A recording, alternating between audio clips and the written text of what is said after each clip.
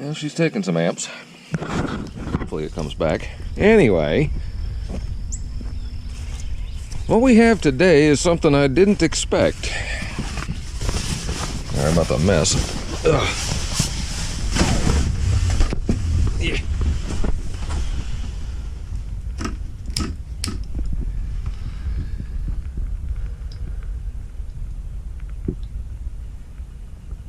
It appears that my surge guard has died. And the last time I was in here was the Monday when the big freeze started down here, because I don't winterize this because we normally don't get below freezing. So I had to drain all the water and get it out of here. So I did all of that, and everything was good then, and I haven't been back since. And we had a lot of power sags real bad that week before the power went out. Let's see what we got here. Line 1 okay, line 2 okay. No protection when lit. No power. So it appears that this thing barfed. Now, whether we got a surge that was bad enough where it hit the protection or just failed over the course of, I mean, I put it in 2016, so it's 4.5 years old. I don't know.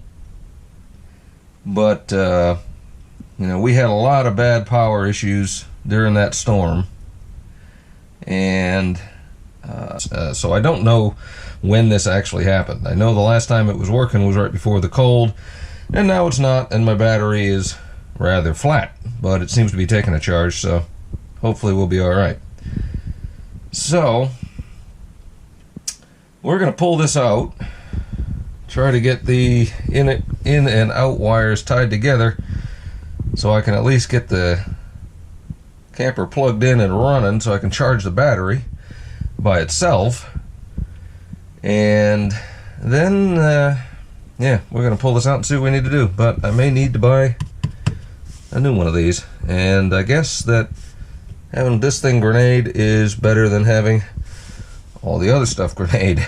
So here's to hoping that that's my only problem. So the removal is pretty straightforward, as in my video when I installed it.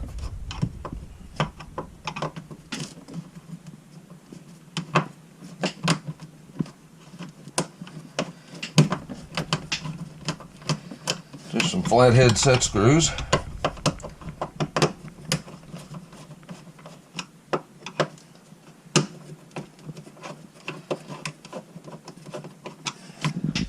I've already got the power turned off.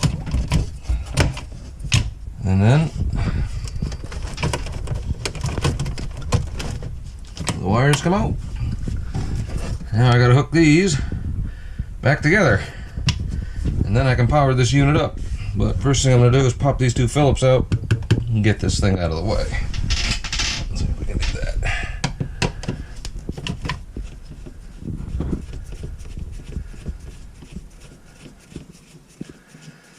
Can't wait to see the dust and dirt and debris and mousy crap that's under here.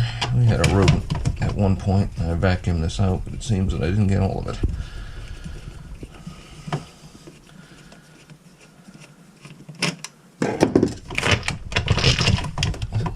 Did I put one on the outside? I think I did.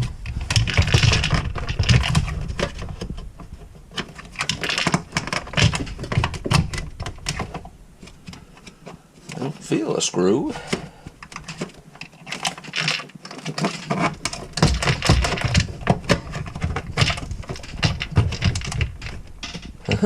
Well, I gotta find my other screw. Something's holding it down. Alright, so I don't have anything big enough to connect 6-gauge wire together, so I gotta go get a little terminal strip. And I think that's probably what I'm gonna do. I'm gonna get a little terminal strip, just mount it down there, and then I can use the same connections. So I'll be back.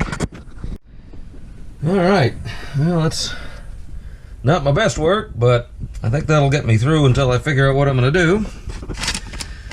So my suggestion actually now is if you have a surge protector in your unit, either keep a spare, and they're expensive, so spare is expensive, so you can replace it if it barfs, or keep a set of these suckers in there. Look for max wire gauge 2 number 6s, and that's what I got, 2 number 6s. And then I had a little one there for the actual ground. But the red, the black, and the neutral were able to be put together with these Home Depot specials for a couple of bucks. Let's see if we can do that without getting the shadow. But now we're going to go flip the power on and see if this thing will not catch fire.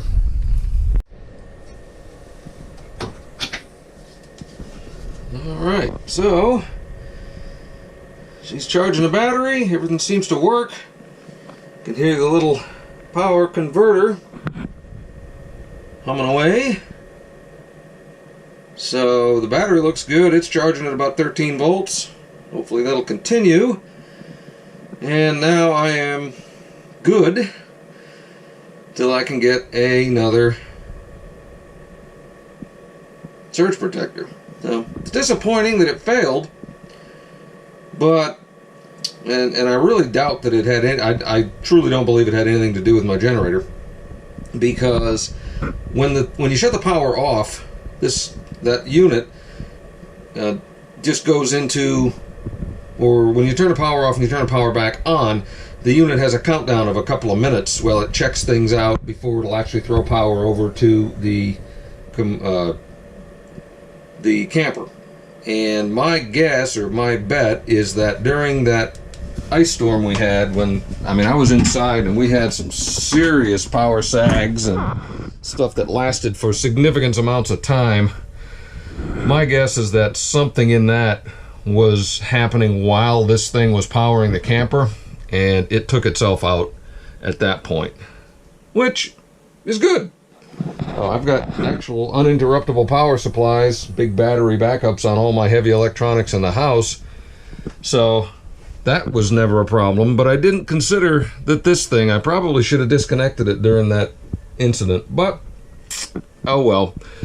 The surge guard seems to have done its job, so I'm probably going to get another one. Again, they're not cheap, but at least now I've got my big wire nuts or morettes in order to be able to bypass it if it ever does its job and dies.